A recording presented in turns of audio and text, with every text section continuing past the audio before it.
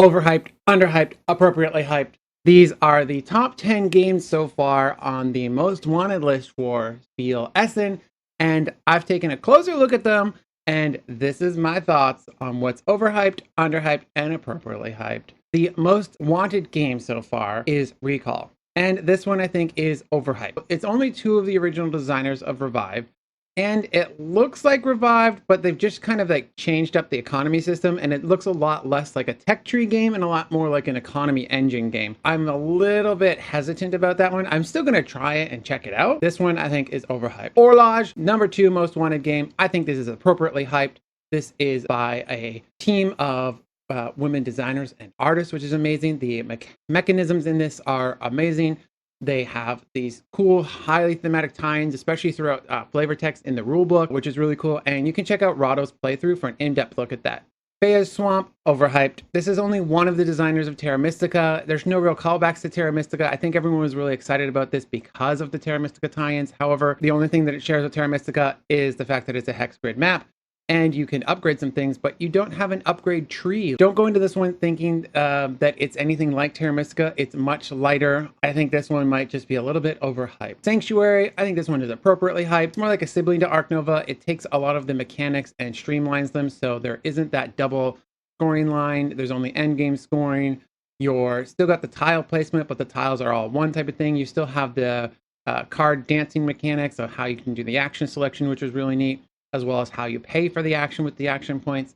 So I think that's pretty cool. And you can check out my friends Stella and Taryn over at Maple University for their how to play on that one. Because of time, I think this one is overhyped. I'm a bit sad because it's Simone Luciani. I expected it a little bit deeper, but this is a card game.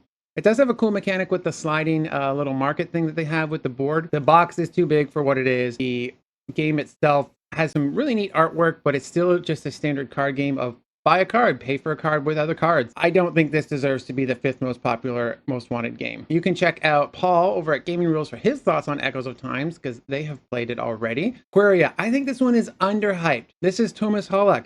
They did SETI, Galileo Galilei, Tea Garden. Now, I didn't like SETI or Tea Garden, but I loved Galileo Galilei.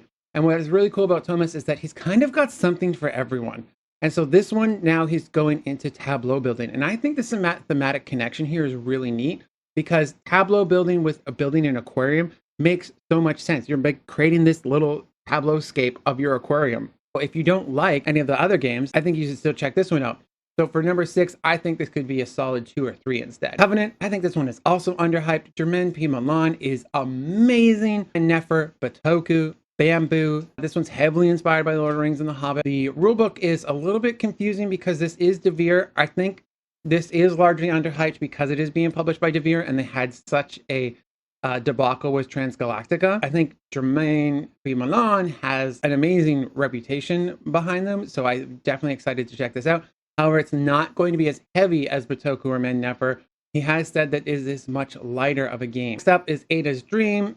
This is like an 8th place. I think this is appropriately hyped. We've been waiting a while for this game. It's going to involve a lot of math, cool little dice placement going on. Gives me the feel of Coimbra, but like on steroids with a lot more sections to go with your dice.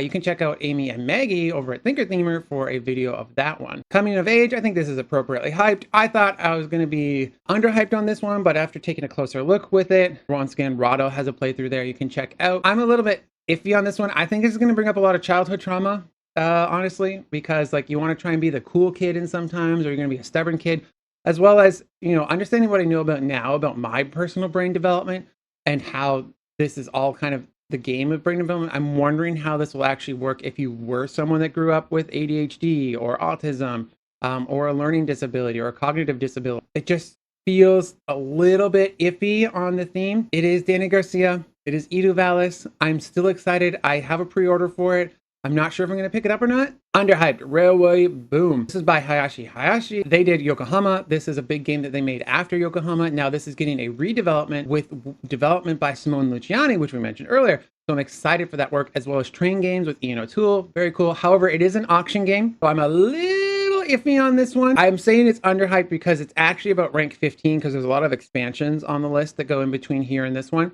So I think it at a rank 10 would actually make full sense here.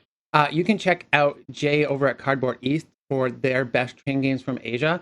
For more information on this one, as well as all the other train games that I think you should check out from Asia, that's what I've got for you today. Overhyped, underhyped, appropriately hyped. What do you think? Let me know in the comments down below or comment on this geek list. We will see you next time. Bye-bye.